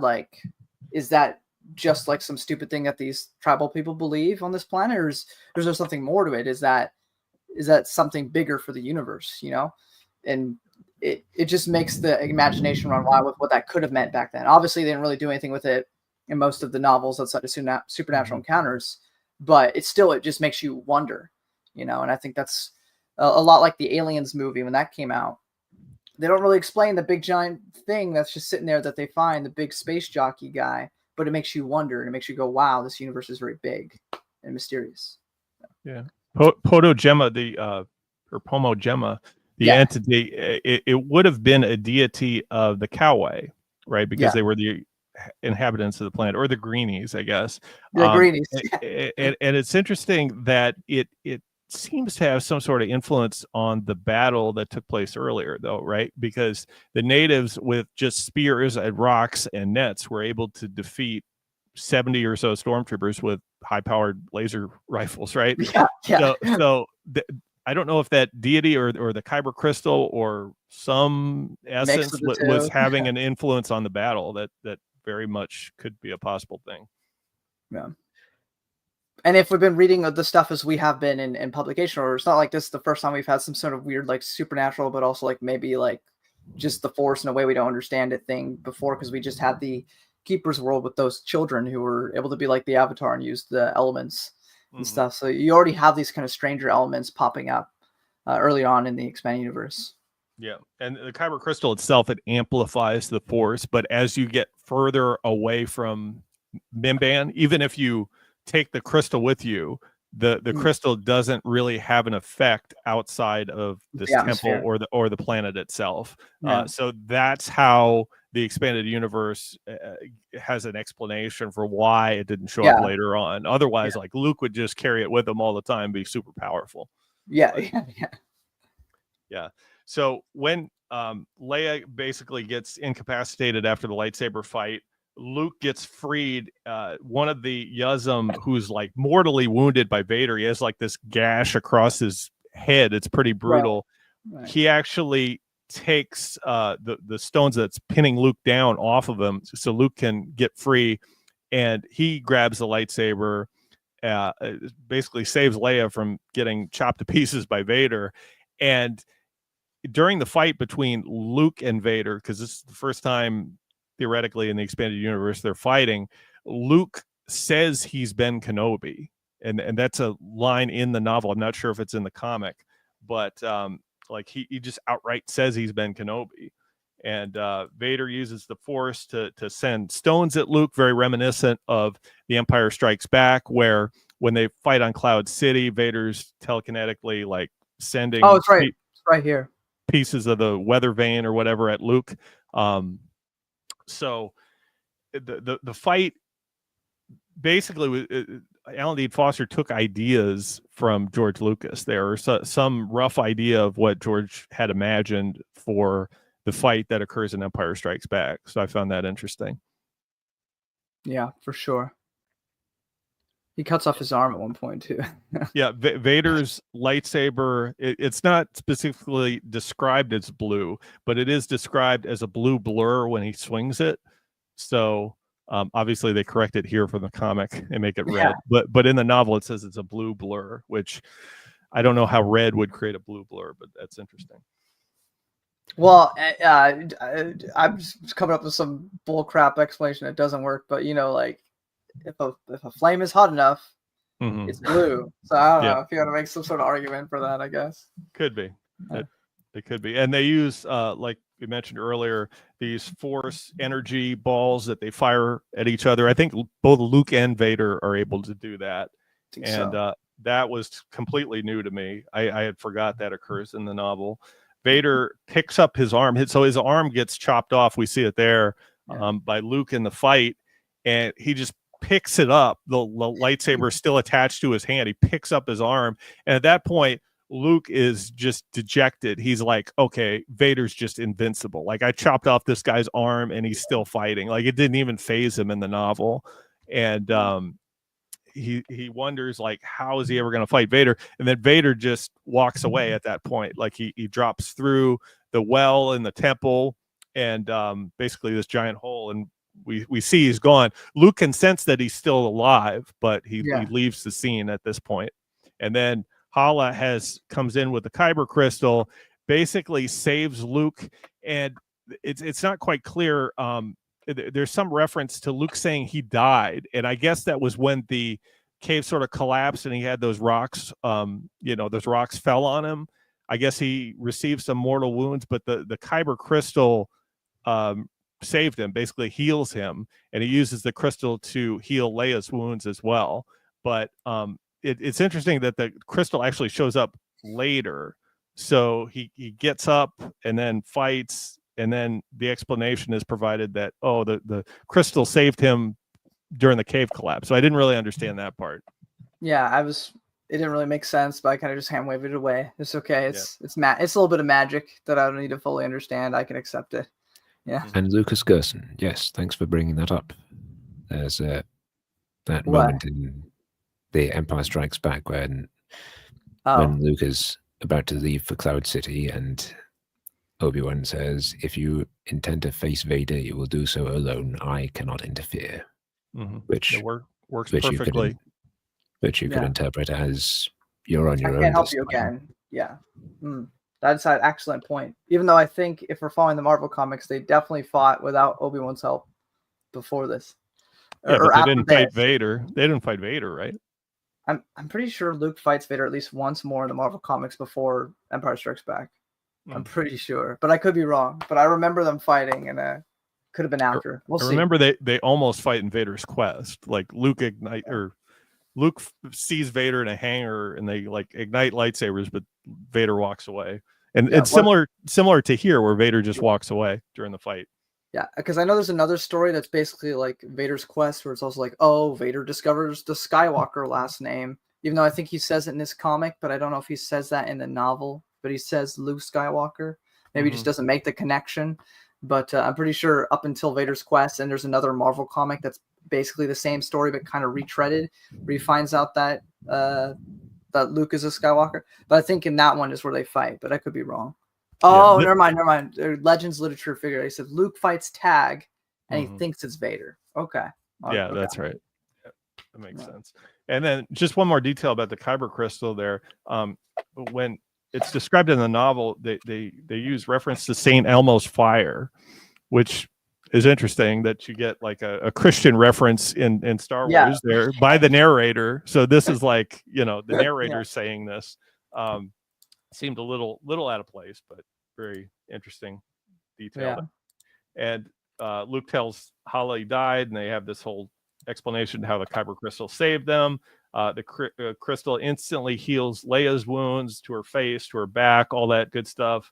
And they ask Hala to basically come with them at the end, because Luke and Leia continue on to their mission to meet up with the Rebel Underground, and Hala agrees to go with them, like reluctantly, a little bit like Han, like she kind of reluctantly joins them, but she's never seen again in the expanded universe. So she is out there, survives this ordeal. Unfortunately, the Yazam died. It's very clear one of them died, and then the other one said it received like a fatal injury just before he saves Luke from that cave collapse. But assumingly he dies as well.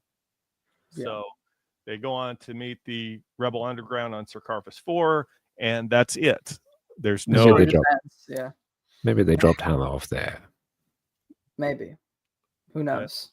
So Hala's the Rebel Underground leader on Sarkarphus. Yeah, maybe. But yeah, overall, Robert, what did you think about this story as a whole? I liked it.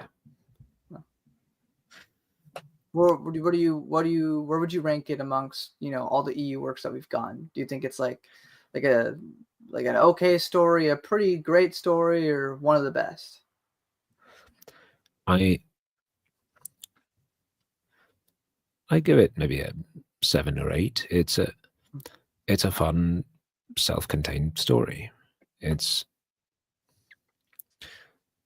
I said, it has that nice 70s or 80s, early EU feel to it. Yeah.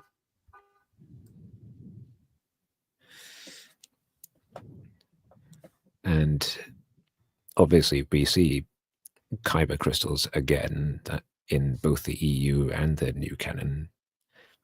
I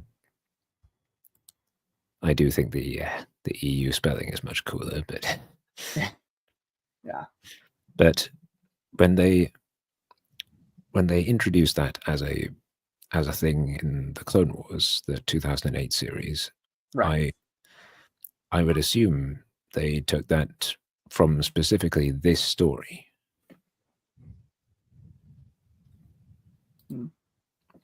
Most likely. Because they did mention the mud jumpers of Mimban or something like that. I think so. That sounds right. Lucas Gerson says Leia actually died in this story, but she was revived by the Kyber crystal. Yeah. And before that, I don't know if it was before that. I'm pretty sure the Devil Worlds thing happens after this. We'll get to that eventually, like a while from now. But Leia died by Talatni's hand. Yeah, that does happen, but that was publication-wise and chronologically, I think, later that happens. Well, yes. I think in the novel, it's Luke says he died. It doesn't say specifically Leia dies. She does get slashed by a lightsaber reasonable enough to think that she would have died, but it's not exactly clear. She does get healed by the Kyber crystal, though. Yeah. How about you, Scott? How do you feel about this story overall?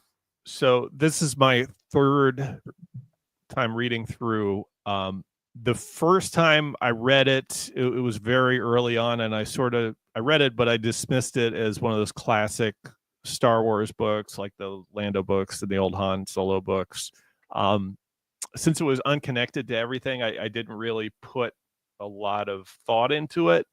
Yeah. But the second time I listened to it on audiobook, and there's an old version of the audiobook that used to be shared. It was part of this like huge collection of Star Wars material that was shared on BitTorrent around 2008, 2009. And the narrator reading that is very monotone and it's very boring. I wouldn't suggest anybody listen to that because it really takes away from the story, and it just destroyed my enjoyment out of it. Like after I listened through that, I was like, why would anyone read this? This is like Approaching Storm, bottom of the barrel level quality, right? Like Alan Dean Foster, it's pretty hard for him to mess up the A New Hope, a novelization. So, okay, yeah, that was pretty good, but can he write his own novel? And after listening to that, I was like, no. Approaching Storm was terrible. This seems terrible with the narration. But reading it this time, I really forgot how closely this could be maybe a low budget sequel, maybe like a direct to home video sequel, something like better than the holiday special. I like the holiday special. You know, some people don't like it, but it's short, it's quick. I could definitely see the dialogue, the action scenes playing out, on screen, and I was entertained enough by it. I was imagining as I read through this, what would this look like on screen? And I was able to do that, except for chapters 7, 8, and 9. Those were an absolute slog. Just still were. And episode or chapter 7 is the prison break, where there's a whole bunch of fighting and bombs going off, crazy stuff. But and yet I'm still bored. I'm still bored. It doesn't keep your attention. I don't know how you mess that up. So Alan Dean Foster, he can do a lightsaber fight. He can write that pretty well. And I don't know if we have George Lucas to thank for that or if it's Alan Dean Foster, but the end is pretty good as well, even though it wraps up like Vader doesn't show up until chapter 11 of 12. And then right after Vader leaves and everybody gets healed up by the Kyber crystal, the book just ends. Right. Yeah, and I would have liked to see at least what happened with the Rebel meeting on the other planet there. Maybe that's an opportunity for a short story if they ever put this as it's like we didn't get a resolution. It's like we got the rising action and then the big moment, but then no falling action. So it feels incomplete. It happens a lot in Star Wars books. I'm thinking, the final book of the Thrawn trilogy, it happens too. Like it ends too abruptly. We don't get a resolution of exactly what happened. Okay, we know Thrawn, we know what happens to him, but like, what's the ramifications of that? How does the battle end? Right? Yeah. We don't really see this here in this adventure on Sarkarphus 5 here on Mimban. So I think it would be a good opportunity if they ever put this as an Essential Legends book, because it's kind of short. It's about 180 something pages. Maybe add a short story to this. You have the basis of a story where there's supposed to be this rebel meeting. So just use that as a jumping off point, as source material to write, a short story. Alan Dean Foster could even write it. He's still around. So it's a good opportunity, I think. So I would like to see resolution. So for that reason, it kept my attention. I'd rate it pretty highly. Chapter 7, 8, and 9 obviously bring it down a little bit, but I'd rate it maybe 6.5 out of 10 overall. Well, that's fair. I try not to give ratings like that. I do I'll do like tier lists, or I'll do like A, B, C, D.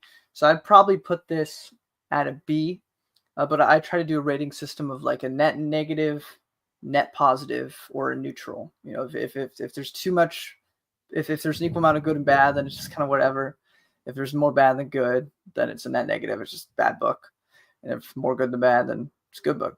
But I think the first 2 times reading, I had a similar experience to you. I didn't ever listen to an audiobook, but the first time I read it, I don't know if I just was in the right headspace. I think also part of it was that, I knew it was not very connected. I just wanted to read it for completionist sake because, it's part of the EU. I was like, but if it's never going to be referenced again, if it doesn't matter, then I don't really care. So I kind of, read through it. It was like, it's fine. And then I didn't think about it much after a second time through. I guess those 3 chapters just really left a sour taste in my mouth, and that just colored my perception of the whole story. And, I feel like I accidentally mentioned supernatural encounters in every video, and I don't mean to. But I think, reading that just made me appreciate a lot of older things than I had before. Like I've recently started getting into Conan. I plan on reading a lot of those old space opera stories, like by Clark Ashton Smith or Lee Brackett. I want to read all those stuff. So I guess since I started reading Conan and a lot of the other stuff that's a bit more dated, I came into this with kind of like a fresh perspective, and I just kind of started appreciating things a lot more than I originally would have, because I got to also think when I first read this stuff, I was like 18, 19, and I'm heading toward 24. So maybe I'm just getting old and I'm starting to, be a bit more less judgmental. But I came in here and I was pleasantly surprised this third time through. And other than those 3 chapters, which are still just kind of abysmal to get through, I think it's a solid, good, fun time and feels very Star Wars. And everything Brennan said, I agree with. It just gives a very unique atmosphere, and is definitely something I could visually see being a movie or a made-for-TV movie, as other people were saying. Also, Fine Editions is here at the very end. Good to see you. Yeah. How you doing? I would say simply for the fact that it has very likely, I mean, it isn't confirmed or anything, but it very likely has George Lucas material in here in some form or fashion. Helps. So for that reason, I think it's a must read, and it works particularly well with something like the EU WayBack Machine. If you're reading in release order, you get more out of it, I think. There are a lot of reviews of this book online, like more than a typical expanded universe book. And I'm not sure if that was people interested in basically them finding out that this was a potential Star Wars sequel. I think that was part of it. Yeah, as a film, people read it. The reviews are pretty disappointing. I don't think it's a fan favorite by any means, but the historical value of this really brings it up for me. Historically, culturally, like I think you get a lot of different subsections of people here, where you get like maybe people that only watch the movies or watch also like the new canon, but they know like this was the first like Star Wars book ever. So like even if they read like all the new canon stuff, it's like, but this is the first Star Wars book that's ever been released other than the novelization. So there's like, well, I want to check that out just what was it like? So I think there's a lot of that there. And then of course you have EU fans that got to read everything. I guess that's how we are. And so I think there's a lot of cross there. And there's also just a lot of people who like would recognize the historical context of that and want to pick it up a lot of the same way that we have the those little children golden books, right? And then Matt Wilkins has talked about in his videos where you got people that want to collect every Star Wars thing ever, and then people that want to collect every golden book ever. For some reason, that's a big thing with people. So it crosses fandoms. The cover, and everybody's saying in the comments as well, this cover is just fantastic. This is something I'd like to see put framed as a poster on the wall, as a framed permanent, fixture in your house. Like, I want like an actual frame. It looks so much better without the Star Wars logo. And I really think a lot of the printings of the novel doesn't really do the cover art justice. There's all these banners and stuff in the way, classic Star Wars, all these extra titles. It'll be interesting to see what they do if they ever put this in an Essential Legends collection. I think they have to use this cover, man. I don't see any alternative. Don't you can't use AI for it. No, like just use this. There's nothing else. Well, I think they just did with the recent wave. They had the Lando books, and they just used the art. So that's what they should do with this. Just use the same thing. Don't change it. So one question I have for you guys, maybe this is the final question. Where would you place this in terms of like continuity? Because this in the expanded universe was placed a couple years after, like it's almost to Empire Strikes Back. It's toward the end part of that 3-year gap. But as I was reading this, I was trying to figure out, well, obviously there are some hints that Vader outright knows that Luke is the pilot that destroyed the Death Star, so he knows his name. It has to be after he found out all that stuff. But where would you place this? Do you think the expanded universe got it right in putting it where it was, which I guess was 2 years after New Hope, maybe 2.5, something like that?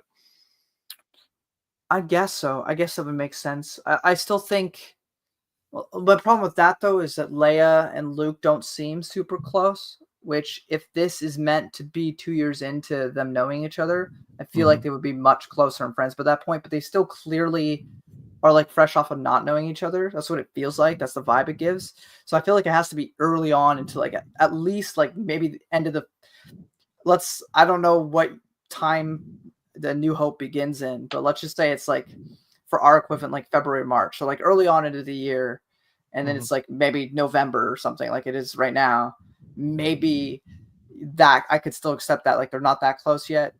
I don't know. I don't know if you could put it 2 years in and have them act the way they do in this story. Personally, it's tricky to make that sort of determination with something like this. Obviously, the wider EU hadn't yet formed, so this wouldn't have originally had to exist in relation to anything other than simply that first film. Yeah. Yeah, I agree with Legends Literature's comment here. It feels like it's around 6 months. That's how it feels between the dynamic of Luke and Leia and all that stuff. It's just we know that there's certain points where Vader learns about Luke Skywalker and all that stuff. So that sort of puts it in a box as far as where you could place it in the timeline. I definitely say, though, that after all the comics we've covered so far, this is episode 5 of our podcast, I would put this as further out than the other episodes in the timeline that we've done so far. This would happen chronologically after everything that we've covered. Yeah, Luke I agree with that. Has some grasp of the Force in this story. He does, yeah, a little bit. Also, Lucas Gerson says he thinks it's a solid 7 out of 10. New elements are cool, like the temple, the god, Pomogema. You said Pulmogema, but it's okay. Kyber crystal. And Vader being unstoppable is a really menacing thing, like OG Grievous. Or Grievous is very menacing, like OG Vader. But yes, I would agree with that. Yeah, Legends Literature said 10 out of 10 for cover alone. A rare gem from the time when Star Wars wasn't a brand name, just a film title. I like that a lot. I want that as a quote somewhere. I think that's really good. Star Wars Episode 4.5, Splinter of the Mind's Eye. Yeah. Alrighty, well, I think we did a pretty good job of that. Unfortunately, Brennan had to leave a little early, and unfortunately, Al's in New York. Being a New Yorker, that's fine. But hopefully he was still able to attend in some form. Yeah, for sure. In the comments, he should leave us what he thought about it down below. But I think this was an excellent. As we talked about A New Hope, we talked about the novelization, but as the first novel that isn't actually related to the films itself and is its new own original thing, I think this was a solid beginning to what would become 30 plus years of continuity. So for that, I have to say thank you to Alan Dean Foster and George Lucas for bringing it into existence. Yep. I would say this is one of his best works. Definitely better than Approaching Storm. Oh, I have a large margin. I don't know if it's better than the New Hope novelization. Maybe. It's hard to say. But our next episode, I think we got the holiday special coming up, don't we? Yes, because my reasoning was that November, for a lot of people, is a very hectic time where they got to go to another state, another country, whatever. I don't know. People got different things in their life, but November is usually a time for family, at least in the States. So I didn't want to make sure that I didn't interfere with that or anything, or make people feel like, like try to pressure their time around that. Because sometimes people take more than that week to see people, which is why I'm upping up the publication order a bit, messing with the timeline a bit in order to do one that fits in between Thanksgiving and December. In fact, I did an entire discussion with Brennan and Marcel on the Star Wars Expanded Universe website on whether the holiday special, what was it? Is it a Christmas special? Is it a Thanksgiving special? What is it? So that was the whole conversation we had. But in early December, I don't remember the exact date I put that for, we're going to have that. I don't know exactly how I'm going to do that. I might ask them earlier in November to just watch it with me privately, and then we'll just talk about it together on stream. I'm not sure. Still figuring that out. But that will be early December to leave the rest of December for everyone to, do their family stuff. And then we'll come back swinging with the new year 2025, going back to the Marvel comics and go from there. So that'll be that. And my birthday will be in January. So it'll be fun to do these for my birthday month with all of you. Yep. But yeah, I've been enjoying them a lot so far. I'm glad. You are like you're basically, sorry, I didn't mean to interrupt you. I was gonna say you're basically the co-host. You've been the consistent one, and Robert throughout all of these. And then I've had Brennan sometimes, Al sometimes, but it's always been you two. So I've really appreciated that. Yep. So, yeah. All of our guests have been great. Absolutely. Al's fantastic. His brings work a certain spark. Yeah. Right. With Marcel and the super literary encounters, I enjoyed that a whole lot. And we're just trying to capture that vibe as close as we can. We probably can't replicate it, but nobody can beat Marcel, but at least I could try.